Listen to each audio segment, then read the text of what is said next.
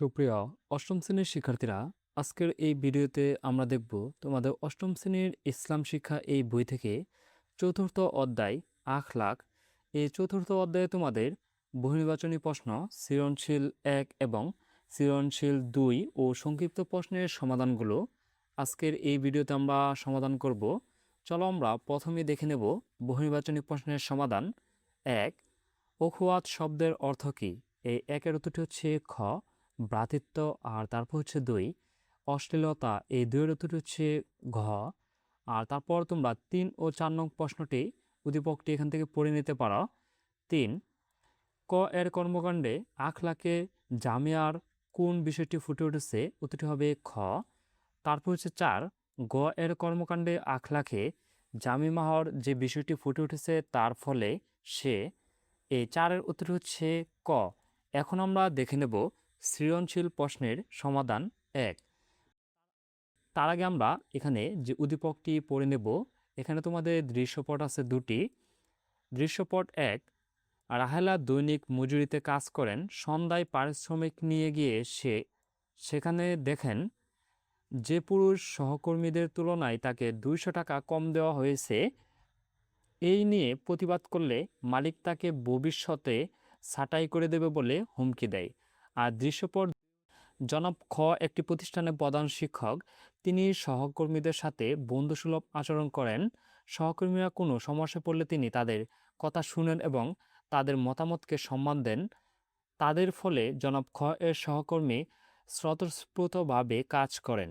এখন আমরা দেখে নেব এই সৃজনশীল 1-এর সমাধান। ক, আখলাকে হামিদা কি? চলো আমরা এই কয়ের উত্তরটি দেখে নেই। কয়ের উত্তরটি হচ্ছে যে মানব জীবনের উত্তম গুণাবলীকে আখলাকে হামিদা বা প্রশংসনীয় চরিত্র বলা হয়। তারপর হচ্ছে খ, দেশপ্রেম মানুষকে দেশ রক্ষা উদ্বুদ্ধ করে ব্যাখ্যা করো। চলো আমরা এই ক্ষয়ের উত্তরটিও দেখে নেই। ক্ষয়ের উত্তরটি হচ্ছে যে দেশপ্রেম মানুষের মনে দেশের প্রতি গভীর দায়িত্ববোধ ও আত্মত্যাগের মানসিকতা সৃষ্টি করে, যা তাকে দেশের রক্ষায় উদ্বুদ্ধ করে। দেশপ্রেমিক ব্যক্তি দেশের স্বাধীনতা, সার্বভৌমত্ব ও নিরাপত্তাকে নিজের স্বার্থের ঊর্ধ্বে স্থান দেয় এবং প্রয়োজনে জানমাল উৎসর্গ করতে প্রস্তুত থাকে। দেশের ভূখণ্ড, জনগণ, সংস্কৃতি ও মূল্যবোধের প্রতি ভালোবাসা মানুষকে অন্যায়, অগ্রাসন ও ষড়যন্ত্রের বিরুদ্ধে প্রতিরোধ গড়ে তুলতে অনুপ্রাণিত করে। আমরা তোমাদের ক্ষয়ের উত্তরটি দেখে নিয়েছি। তারপরে দেখব আমরা গ, দৃশ্যপট 1-এ ঘটনাটিতে আখলাকে হামিদার কোন গুণটি অভাব পরিলক্ষিত হয় ব্যাখ্যা করো। চলো আমরা এই গয়ের উত্তরটি দেখি। গয়ের উত্তরটি হচ্ছে যে দৃশ্যপট 1-এ এর ঘটনাটিতে আখলাক হামিদার নারী মর্যাদা গুণটি প্রভাব পরিলক্ষিত হয়। ইসলামে নারীকে পুরুষের মর্যাদা প্রদান করেছে এবং ন্যায়সঙ্গ অধিকার নিশ্চিত করেছে।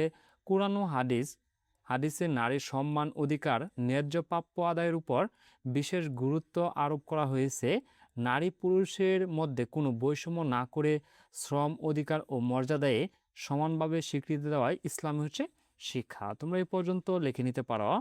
তারপর দেখে নেব আমরা ঘ, দৃশ্যপট 2-এ ঘটনাটিতে আখলাকে হামিদার যে বিষয়টি ফুটে উঠেছে তা চিহ্নিত করে এর সামাজিক প্রভাব বিশ্লেষণ করা। চলো আমরা এই ঘয়ের উত্তরটিও দেখি।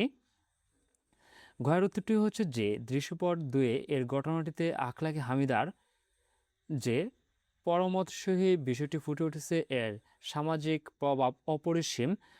অন্যের মতামতকে অবজ্ঞা না করে যথাযথ গুরুত্ব দেওয়া বা অন্যের মা বা আদর্শের প্রতি শ্রদ্ধাকে পরামর্শহীনতা বলে।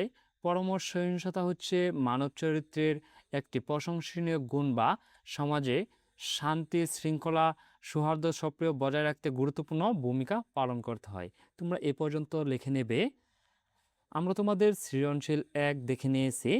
তারপর দেখব আমরা সৃজনশীল 2। তার আগে আমরা এখানে 2টি উদ্দীপক আছে যে এই দৃশ্যপটটি আমরা দেখে নেই।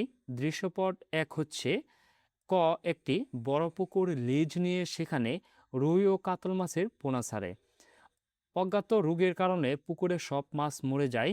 হতাশ না হয়ে ক সরকারি মৎস্য কর্মকর্তার দ্বারস্থ হন। মৎস্য কর্মকর্তা তার পরামর্শে ক এর আবার পুকুরে মাছ ছাড়ে। 6 মাস পরেই ক একই পুকুর থেকে 2 লক্ষ টাকার মাছ বিক্রি করে। দৃশ্যপট 2 জনাব ক হজ করতে মক্কা শরীফে যান। তার সাথে জার্মানি খ এবং কানাডার গ এর সাথে পরিচয় হয় এবং অল্প সময়ে তাদের মধ্যে হৃদ্যতাপূর্ণ সম্পর্ক গড়ে ওঠে। জনাব ক দেশে ফিরেও তাদের সাথে মোবাইল যোগাযোগ রক্ষা করেন এবং সমসাময়িক ইসলামী বিষয় নিয়ে মত বিনিময় করেন। এখন আমরা দেখে নেব ক আখলাককে জামিমাহ কি। চলো আমরা এই কয়ের উত্তরটি দেখে নেই। কয়ের উত্তরটি হচ্ছে যে খারাপ কাজ বা আচরণ মানুষকে হীন ও নিন্দনীয় করে তোলে তাকে আখলাকে জামিমাহ বা নিন্দনীয় চরিত্র বলে। আমরা তোমাদের এই কয়ের উত্তরটি দেখে নিয়েছি। তারপরে দেখব আমরা খ ঘুষ ও ঘুষদাতা ও ঘুষ গ্রহীতা উভয়ই জাহান্নামী কেন ব্যাখ্যা করো। চলো আমরা এই ক্ষয়ের উত্তরটি দেখি। ক্ষয়ের উত্তরটি হচ্ছে যে ঘুষ লেনদেনের মাধ্যমে অন্যের অধিকার ক্ষুণ্ণ হয়, তাই হাদিসে ঘুষদাতা ও গ্রহীতা উভয় জাহান্নামী হিসেবে ঘোষণা করা হয়েছে। ঘুষ একটি অমার্জনীয় সামাজিক অপরাধ। ঘুষের মাধ্যমে অন্যের অধিকার ক্ষুণ্ণ হয়ে এবং সমাজে দুর্নীতি অবিচার ছড়িয়ে পড়ে। আমরা তোমাদের এই ক্ষয়ের উত্তরটি দেখে নিয়েছি। তারপরে দেখে নেব আমরা গ দৃশ্যপট 1 ক এর কাজে আখলাকে হামিদার কোন গুণটি ফুটে উঠেছে ব্যাখ্যা করো। চলো আমরা এই গয়ের উত্তরটি দেখি। গয়ের উত্তরটি হচ্ছে যে দৃশ্যপট 1 ক এর কাজে আখলাকে হামিদার যে ধৈর্য গুণটি ফুটে উঠেছে। ধৈর্য মানব জীবনে একটি মহৎ গুণ। এটি সফলতার অন্যতম চাবিকাঠি।